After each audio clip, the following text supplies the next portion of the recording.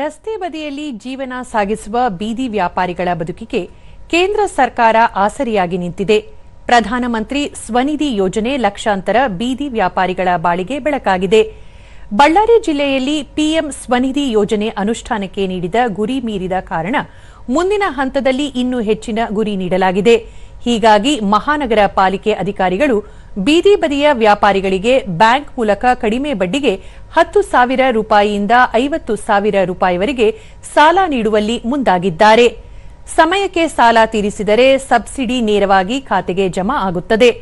ಅಲ್ಲದೆ ಆಯುಷ್ಮಾನ್ ಭಾರತ, ಜೀವ ವಿಮಾ ಮೊದಲಾದ ಸರ್ಕಾರಿ ಸೌಲಭ್ಯಗಳಿಗೆ ಅರ್ಹತೆ ಸಿಗುತ್ತದೆ.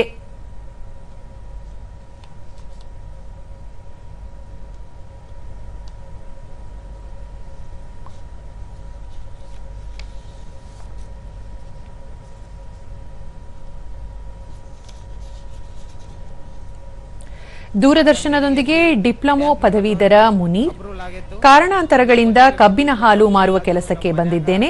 15,000 ರೂಪಾಯಿ ಸಾಲ ಪಡೆದು ಕಬ್ಬಿಗಾಗಿ ಹಾಗೂ ಯಂತ್ರದ ರಿಪೇರಿಗಾಗಿ ಖರ್ಚು ಮಾಡಿ ಜೀವನ ನಡೆಸಲಾಗುತ್ತಿದೆ. ಯಾವುದೇ ಶ್ಯೂರಿಟಿ ಇಲ್ಲದೆ ನೇರವಾಗಿ ಬ್ಯಾಂಕ್ ಖಾತೆಗೆ ಜಮಾ ಆಗಿರುವುದು ಸಹಾಯವಾಗಿದೆ ಎಂದರು. ಸ್ವಲ್ಪ ಕಡಿಮೆ ಬಡ್ಡಿ ಐತೆ ಅಂತ ನಮಗೆ ಗೊತ್ತಾಯ್ತು. ಅದ್ರಿಗೆ ಅಪ್ಲೈ ಮಾಡಿದ್ದೆ, ಬಂದೈತೆ ರೊಕ್ಕ. ನಾನು ಡಿಪ್ಲೊಮಾ ಮಾಡಿದ್ದೀನಿ HSK ಪಾಲಿಟೆಕ್ನಾಗ. ಮತ್ತು ಇದು ಕೆಲಸ ಇಲ್ಲಾಂದರೆ ನಾನು ಓನಾಗಿ ನಮ್ಮ ರಿಲೇಷನ್ಸ್ನಾಗ ಕೆಲಸ ಅಲ್ಲಿ ಹೋಗಿ ಎಕ್ಸ್ಪೀರಿಯನ್ಸ್ ತಗೊಂಡು ಓನಾಗಿ ಬಿಸ್ನೆಸ್ ಓಪನ್ ಮಾಡುತ್ತಿದ್ದೀವಿ. ಹೂವಿನ ವ್ಯಾಪಾರಿ ಶೈಲಜಾ ಮೊದಲು ಖಾಸಗಿ ಲೇವಾದೇವಿಗಾರರಿಂದ 10,000 ರೂಪಾಯಿ ಸಾಲ ಪಡೆದುಕೊಂಡರೆ ಹೆಚ್ಚಿನ ಬಡ್ಡಿ ಕಟ್ಟಬೇಕಿತ್ತು. ಈಗ ಪಿಎಂ ಸ್ವನಿಧಿ ಯೋಜನೆಯಿಂದ ಕಡಿಮೆ ಬಡ್ಡಿಗೆ ಸಾಲ ಸಿಕ್ಕಿದೆ ಎಂದು ಸಂತಸ ವ್ಯಕ್ತಪಡಿಸಿದರು. ಇವ್ರ ಹತ್ರ ಚೆನ್ನಾಗಿದೆ ಸರ್, ನಮಗೆಲ್ಲ ಬಡ್ಡಿ ಕಡಿಮೆ, ಎಲ್ಲ ಕಡಿಮೆ ಇರೋದಕ್ಕೆ ಸರ್ ನಾವು ತಗೊಂಡಿರೋದು 50,000. ಇಲ್ಲಾಂದ್ರೆ 10,000 ತಗೊಂಡು ಇದು ಮಾಡಿಬಿಡ್ತಿದ್ವಿ ಸರ್, ಅದಕ್ಕೆ 50,000 ತಗೊಂಡಿರೋದು.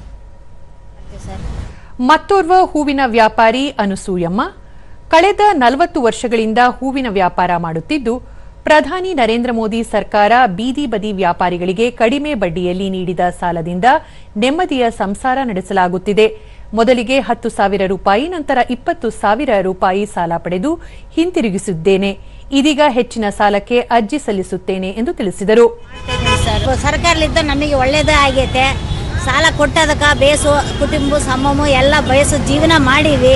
ಇವಾಗ ಆ ಬಡ್ಡಿ ರೊಕ್ಕ ತಗೊಂಡಂಗ ಸರ್ ಇದನ್ನ ಜೀವನ ಮಾಡ್ತಾ ಇದೀವಿ ಸರ್. ಬೇಸ್ ಅನುಕೂಲ ಮಾಡ್ಯಾನ ಸರ್. ಹೊಲಿಗೆ ವ್ಯಾಪಾರಿ ಆನಂದರಾವ್ ಪಿಎಂ ಸ್ವನಿಧಿ ಯೋಜನೆಯಿಂದ 15,000 ಸಾಲ ಪಡೆದು ಹಂತವಾಗಿ ಹಣ ಕಟ್ಟುತ್ತಿರುವೆ. ಸರಿಯಾದ ಮರುಪಾವತಿ ಮಾಡಿದ್ದಲ್ಲಿ ಹೆಚ್ಚಿನ ಸಾಲ ನೀಡುವುದಾಗಿ ತಿಳಿಸಿದ್ದಾರೆ ಎಂದು ಹೇಳಿದರು. ಬಹಳ ಚೆನ್ನಾಗಿದೆ ಸರ್. ಇದ್ರ ಮೇಲೇನೆ ಸರ್ ನಮ್ಮ ಜೀವನ ಎಲ್ಲ 40 ವರ್ಷದಿಂದ ನಾವು ಇದೇ ಮಾಡಾಕತ್ತೀವಿ ಸರ್. ನಾವು ಟೈಲರಿಂಗ್ಗೆ ಇದರಿಂದನೇ ನಮಗೆ ಇಷ್ಟು ದಿನದಿಂದ ನಾವು ಬಡ್ಡಿ ಕಟ್ಟಿ ಈ ಯೋಜನೆ ಬಂದಿದ್ದಕ್ಕೆ ನಮಗೆ ಬಹಳ ಅನುಕೂಲ ಆಗುತ್ತೆ ಸರ್. ಬಿಸ್ಕೆಟ್ ವ್ಯಾಪಾರಿ ಈರಣ್ಣ ಎಂಎಡ್ ಪದವೀಧರನಾಗಿದ್ದು ಕೆಲಸ ದೊರೆಯದ ಹಿನ್ನೆಲೆಯಲ್ಲಿ ನಿರುದ್ಯೋಗಿಯಾಗಿ ಸುಮ್ಮನೆ ಕಾಲಹರಣ ಮಾಡದೆ ಪಿಎಂ ಸ್ವನಿಧಿ ಯೋಜನೆಯಲ್ಲಿ 15,000 ಸಾಲ ಪಡೆದು ಬಿಸ್ಕೆಟ್ ಮಾರಾಟಕ್ಕೆ ಮುಂದಾಗಿದ್ದೇನೆ ಎಂದರು. ಹೊರಗಡೆ ತಗೊಂಡ್ರೆ ಜಾಸ್ತಿ ಬೀಳ್ತದೆ ಸರ್, ಇಲ್ಲಿ ಕಡಿಮೆ ಬಡ್ಡಿಲಿಂದ ಕೊಡ್ತಾ ಇದ್ದಾರೆ ಸರ್, ಪರವಾಗಿಲ್ಲ. ಪಾನ್ ಅಂಗಡಿ ವ್ಯಾಪಾರಿ ಶಿವಪ್ರಕಾಶ 22 ವರ್ಷಗಳಿಂದ ಬೀದಿ ಬದಿ ವ್ಯಾಪಾರ ಮಾಡುತ್ತಿದ್ದೇನೆ.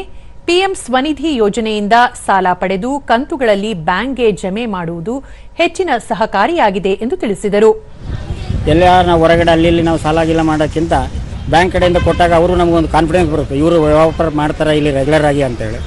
ನಾವು ಇವಾಗ ಹತ್ರ ಒಂದು 25 ವರ್ಷದಿಂದ ನಮಗೆ ನಡೀತಾ ಇದೆ. ಇಲ್ಲಿ ಯಾವುದೇ ಥರ ತೊಂದರೆ ಇಲ್ಲ.